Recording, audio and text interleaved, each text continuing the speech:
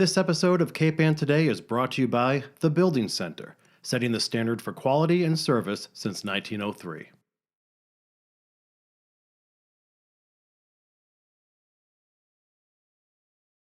So I am with Bruce Tarr, our state senator, as I am often, usually once a week. Hi, Senator Tarr. How are you today? Hi, I'm doing great, thanks. How are you, Heather? I'm good. I'm very well. Good. So you were busy this week in the state Senate with the Soldiers' Home, which has been an ongoing story since the tragedy happened in COVID.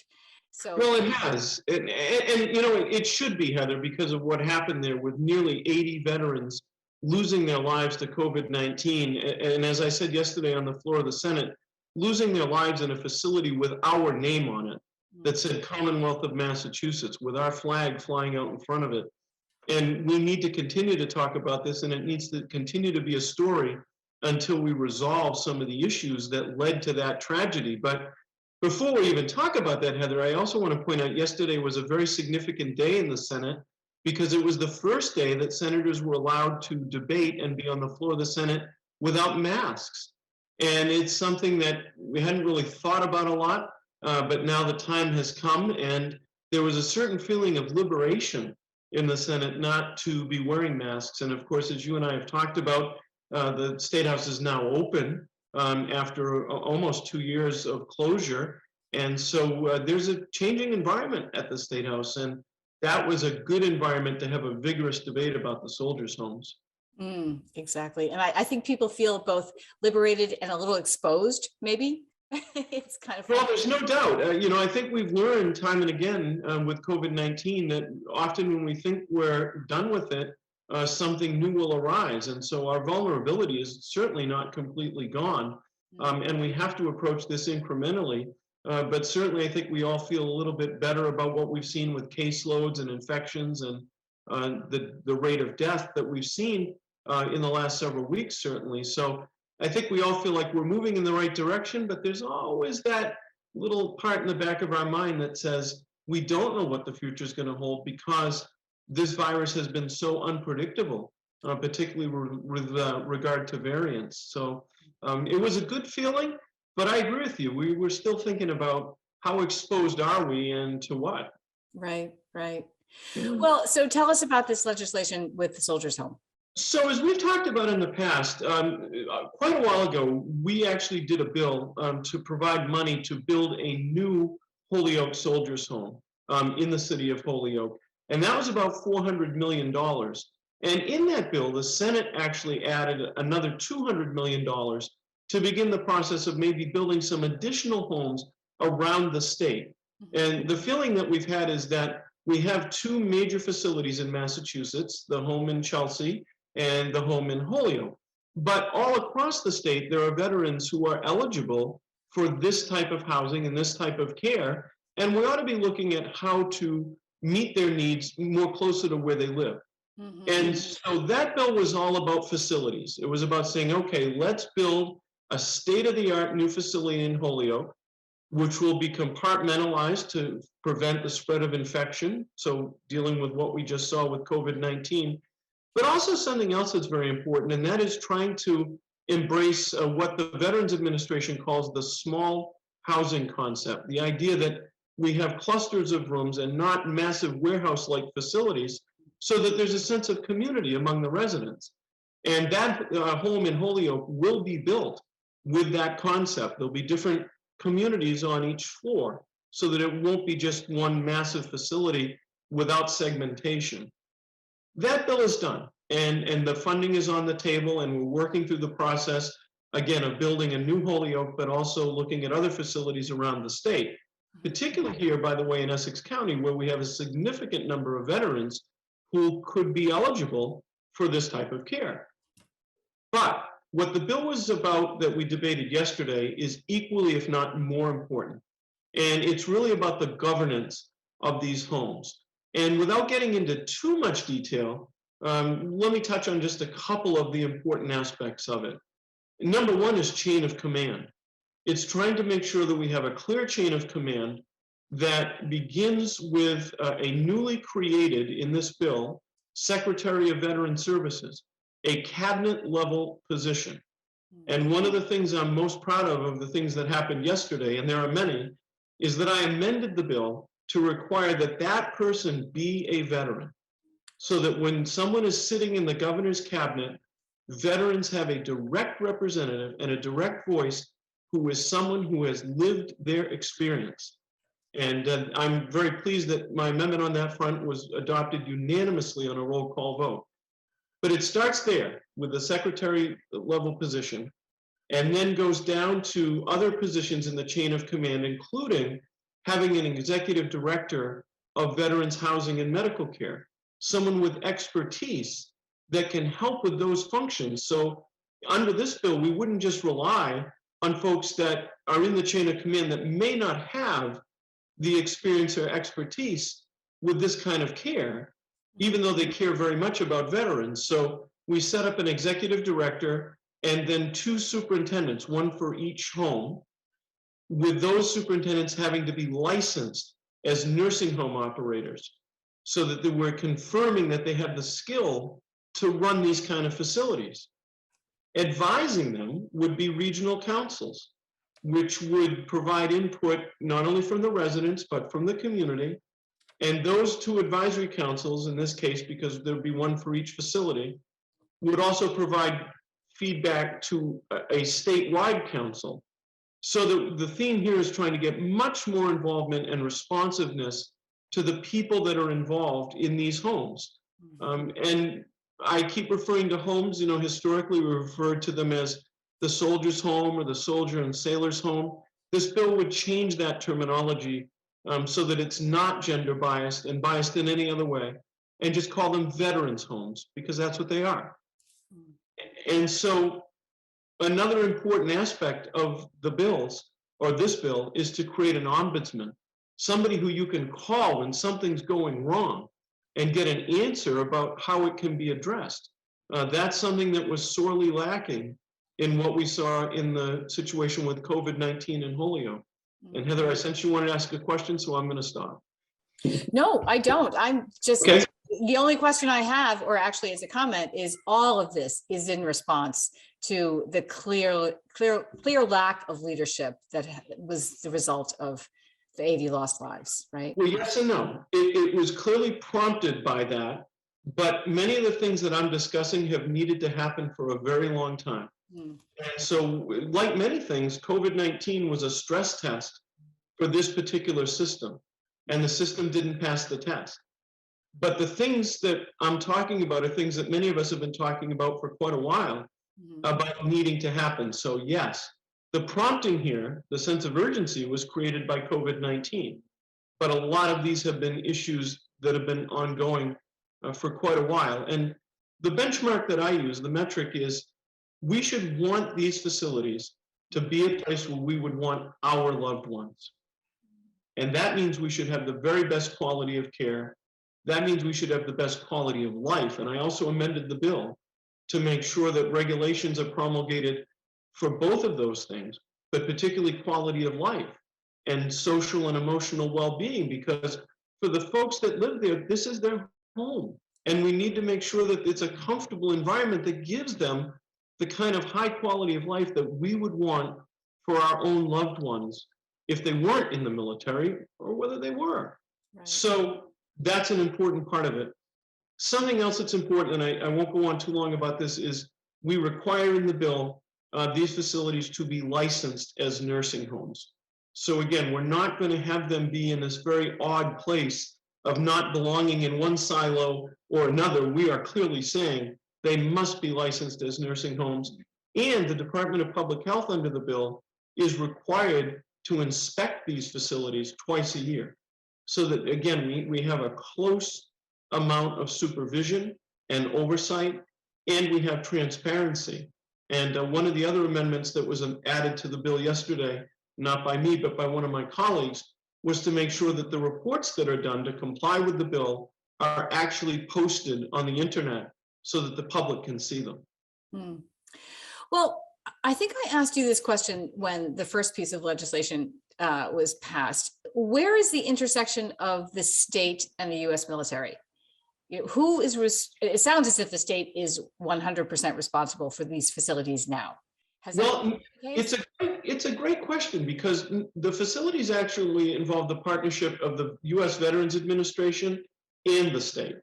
So the Veterans Administration pays for a lot of the expenses of these facilities. And in order to receive that financial support, we have to meet certain criteria, some eligibility criteria.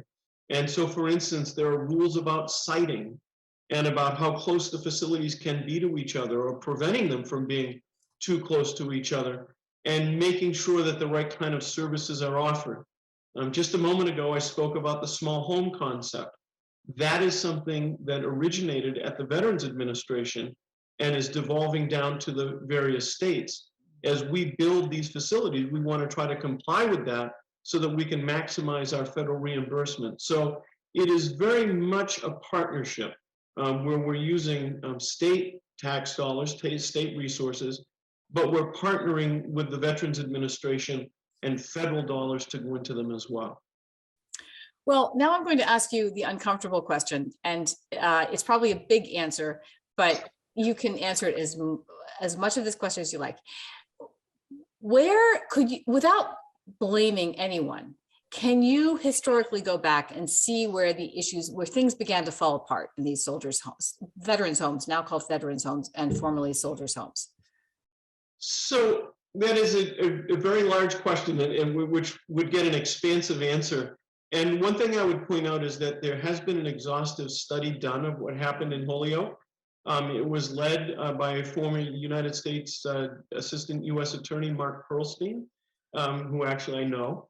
And it outlined a whole series of things. But what I would say is that we weren't giving these homes in the past enough attention in terms of modernization, of understanding that we need to deal with infection control. They can't just be big buildings where we warehouse people without regard to having proper compartmentalization or air conditioning and air treatment, HVAC. On the physical side, those are part of the problems. But in addition to that, there hasn't been a clear chain of command. And so when something starts to go wrong, the question is, who does the problem go to next until it gets resolved in an escalation up the hierarchy? We haven't had that. And we haven't had the kind of transparency that these facilities deserve. So I would say, number one, we have not paid attention to modernizing these facilities. And that is now happening actually in Chelsea as we speak, and is about to begin in Holyoke. Number two, we haven't focused on having a clear chain of command. And number three, we've been very unclear about the necessity of having proper professional medical staff and folks that are competent in running nursing homes, in addition to just providing housing. We haven't had enough of their expertise. So there are just a couple of answers to what we could speak about for a long time. No, that fills out a lot of the history that I was asking about. So thank you. You're welcome. And I would say that it's important for folks to understand that part of the goal of all of this, again, is not just to create 2 facilities for the entire state. And another place where I amended the bill was to make sure that every veteran has access to those 2 facilities, so that we create an outreach program to let our veterans know about the availability of these 2 facilities. But that can't be the end of the story. We have to make sure we look at building other facilities around the state to meet the needs of people as they exist. And that also in part responds to your last question. That's where there's been a divergence. We've never thought about this enough. And one thing that I didn't get in the bill yesterday, but I'm going to continue to pursue and have a commitment from the leadership of the Senate to insert in a bill later on, is to require that we have an ongoing 5-year revolving plan on what we're going to do to meet the needs of our veterans, so that we never again get into a position where we do a series of things and then we don't think about this issue for some period of time, too long a period of time. So sometimes you don't get everything you want in a piece of legislation. This is a bill where I got a lot of what I thought needed to be added, but not quite everything. And I'll be back to try to work on that in the days ahead to make sure that we get that kind of planning. Well, thank you for all that really good work for our veterans. We also have a conversation that we've been having a lot, and that is on idling trains in train stations. So this is not your legislation. You've been doing a lot of work on this issue, but it's happening. There's people are talking about it around the State House. Do you want to fill us in? We are. So there was a bill that was in the news this week that I believe was filed by Representative Barrett, who is a former elected official, municipal elected official out in the Berkshires in Western Massachusetts. But his idea is that we should have an absolute limit on trains idling at stations of 30 minutes so that they don't interfere with the quality of life in our neighborhoods and in our communities. And that bill has been heard and it's getting a lot of attention, but it does have an uphill climb to make it to law, because sometimes trains are required to run more than that, if for no other reason than some of the regulations and the requirements of the FRA, the Federal Rail Administration, which requires them to run to be able to build compression, air compression in the brake systems so that they can be tested. Sometimes it's a necessity to have the train run to maintain a temperature of the coolant in the engines, because as I understand it, antifreeze is not used for whatever reason. And so you have to rely on the heat of the engine to keep the coolant warm. So there are a whole host of issues here, but what I think is significant and why I really appreciate your question is that it signifies that people are paying more attention to this issue on Beacon Hill. It isn't just an isolated situation of the things that are happening in Rockport or what's been happening in Bradford, where there's another facility that's caused a lot of concern, Bradford being a neighborhood of Haverhill. So now this is becoming a broader conversation that is literally stretching from the eastern border of Massachusetts to the western border of Massachusetts. And that's a positive thing, because we know very soon we are going to have the restoration of train service all the way to Rockport on the Rockport line. That will mean trains will be back at the station overnight. And that will mean, once again, we need to contend with and think seriously about issues related to idling. And as you and I know, Heather, a while ago, I led a delegation up to Maine to look at, in the city of Bath, the overlay facility that they have, or the layover facility. And we actually have given some video to all of you at 1623 Studios about that. And maybe someday play it sometime. We hope we will do that. Yeah. Hopefully we can see that.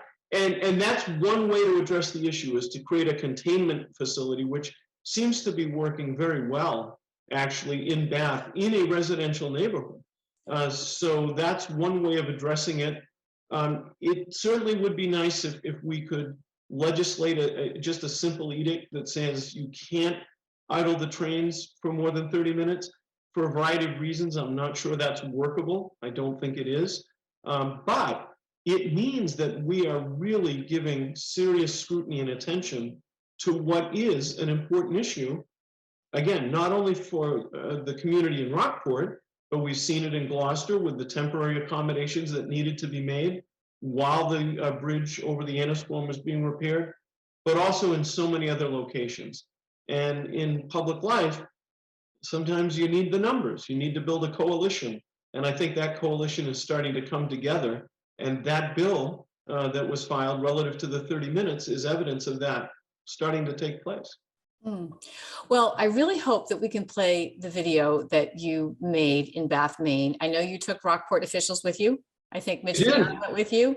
We had the town administrator, Mitch Vieira. We also had the chairman of the select board, Don Campbell. And we spent a lot of time talking to the people that built that facility about what it was like to get the wheels moving and to get it built. And there were certainly issues of permitting and issues about making sure the neighborhood was protected.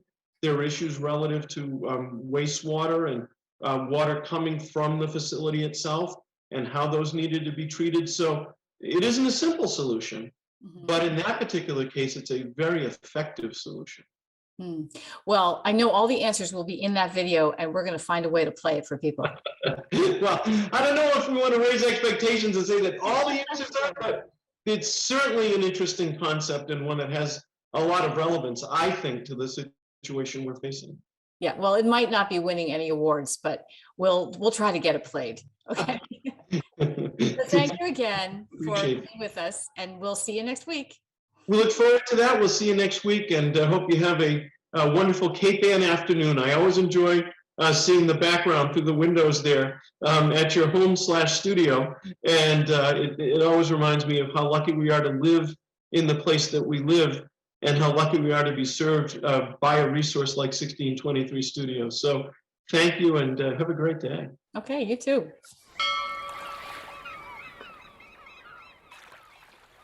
Interested in a sponsorship? Email sponsor@1623studios.org to learn more.